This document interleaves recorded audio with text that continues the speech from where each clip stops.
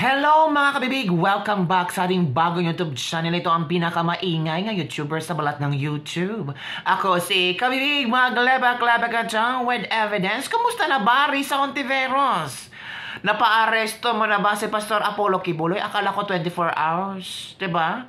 Kumusta na? Anong balita? Ay nako, ito sinupalpal ni Attorney Dina si Risa Hontiveros, mga kabibig. Sabi pa ni Attorney Dina pumunta siya sa korte kung gusto niyang patunayan ang lahat ng kanyang mga paratang laban kay Pastor Apollo Kibuloy. So it means pala, hindi pa nanalo si Risa Hontiveros. Balita-balita kasi na super confident na si Risa Hontiveros na mapaaresto niya si Pastor Apollo Kibuloy. Ang tanong ng maraming tao, nasaan na ba? Hinihintay namin na makita si Pastor Apollo Kibuloy na harap-harapan kayong dalawa, face to face. Nako, ilang araw na bang nakalipas? Sabi ng ilang netizen, baka drama-drama lang ito, Risa, para pag-usapan ka, ha? Baka kukuha ka lang ng simpati ng maraming tao. Ako mga kabibig, sinapanood niyo ba ang video kung paano sinupalpali Attorney Dina si Risa Hontiveros? Kasi in aid of legislation daw ang punto ni Risa Hontiveros, pero hindi nakikitaan ng ilang senador kung saan ito patutungo yung gusto ni Risa Hontiveros na mag-Senate hearing na nandyan si Pastor Apollo Kibuloy. Para saan? In aid of legislation, for what? Hindi naintindihan ng mga tao kung ano ang aid of legislation. Hindi nga nakuha ng mga senador kung para saan. Diba mga kabibing? Nako, ito pa, delikado yung nag-witness witness. Nako, delikado kayo ng witness witness. Kasi, pag mag-Senate hearing na at nandiyan na si Pastor Apollo Kibuloy, mabubulgar na ang yung pagmumukha. And I'm sure, kukuyugin kayo na maraming tao kung magmaskara-maskara pa kayo sa Senate hearing. Diba? So if I were you, magpakaalam na kayo, watch this video. Pastor Kibuloy has always said, haharap ako sa korte kasi even the Senate resolution that Senator Hontiveros gave out, nagsasabi na nagko-conclude na siya na may kasalanan si Pastor.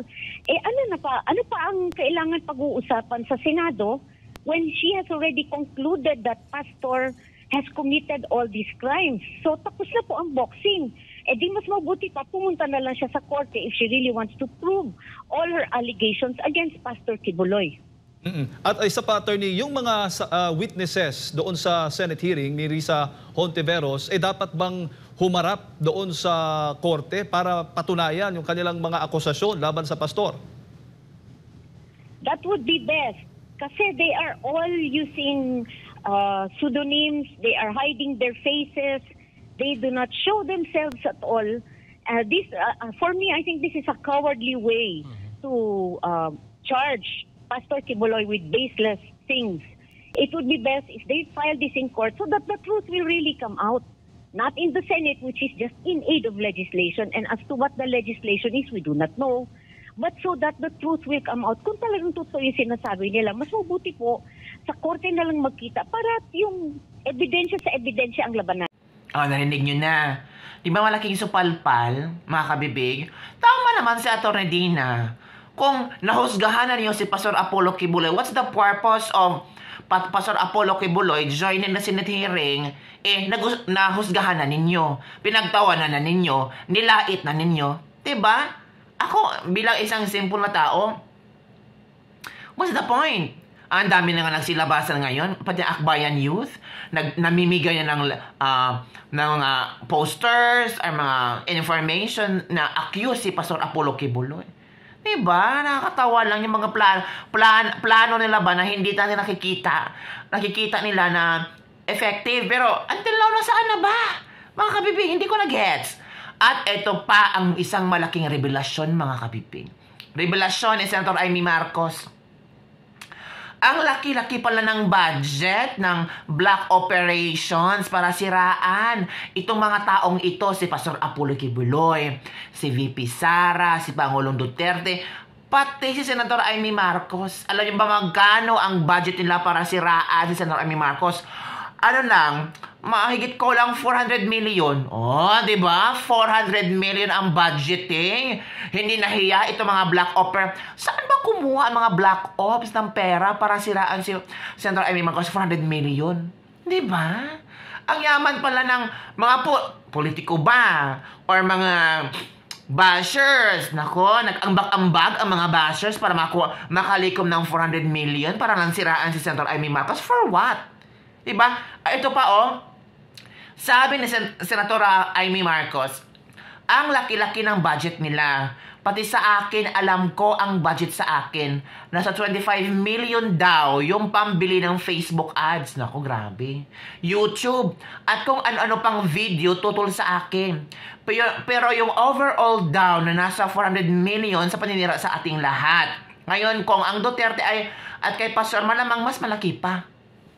Baka bilyon. Kasi marami talagang mga tao ngayon na binabanatan si Pangulong Duterte at si Pastor Apollo Kibuloy at sinalin na si VP Sara Duterte. Baka bilyon-bilyon na ang nilabas na pera para lang talagang masira ang mga pangalan ng mga taong ito. Nako, delikado. On alleged lang ito On alleged paninira ads circulating on social media. Meron nga. Sabi ng ilang netizen, nakikita nila yung ads na iyon. Naku po, mga kabibig. So, confirmed, Jude, gikan ni Senator Amy Marcos na meron talagang nangyayaring black operation. Tama din si VP Sara Duterte, yung one time nag-release siya ng video tungkol sa black operations, black ops, nasisiraan sila. Hindi nagawa-gawa na iso si VP Totoo talaga, mga kabibig. Diba? So, baka bilyon ang ginasto ng mga taong ito, no? Para silaan lang ang VP natin. Nako, kalurkim. Napanood nyo na ba ang video? Ito, panoorin ninyo. Yes, panay ang gawa nila. Laki-laki ng budget nila. Pati sa akin, alam ko, ang budget sa akin, ang binibida nga ng mga media na nagsusumbong din. Kasi sabi nila, hindi naman nila ayaw din nila yung ginagawa nila. Nasa 25 million daw yung pagbili ng mga Facebook ads, YouTube, at kung ano-ano pang video. Tutol sa akin, 25 million. Pero yung overall daw, nasa 400 million sa paninira sa ating lahat. Ngayon, yung sa Duterte at kay Pastor, malamang mas malaki pa. Talaga naman, linulusta yung pera ng taong bayan sa kanilang ambisyon. Hindi maganda itong mga pangyayari ito. Sinisiraan tayong lahat, kalibasan tayo ay naninindigan. At ito nga, wala tayong magawa kundi sabihin at ulitin ang katotohanan na alam natin. Ma'am, ano So yun na, mga kabibig, ang aking latest libak-libak for today. Ito ang mga tanong ng mga netizen. Totoo kaya itong pinasabog ni Senator Amy Marcos ng 400 million para sirain siya? At magkano kaya ang inilabas na pera ng Black Operation Churva para siraan ang mga Duterte at si Pastor Apollo Kibuloy? Ang tanong, effective ba? Ang tanong, nasira ba? Ang tanong, naaresto na ba si Pastor Apollo Kibuloy? Nako, mga kabibig, comment down below at gusto ko malaman yung mga komento nyo. Lalo na yung mga bashers ko dyan. Pasensya kayo. Ganon, mga kabibig. Thank you very much sa lahat na nag-subscribe, nag-share, at nagalit sa akin. Peace be with you. Chika-chika lang tayo dito, libak-libak lang tayo, Huwag seryosohin. Kaya sabi ko sa inyo, maghanap tayo ng mga ebidensya. Kasi ito ay libak-libak with evidence. Yun na, mga kabibig, Bye, everyone. At shout out sa lahat-lahat. I love you all. Bye!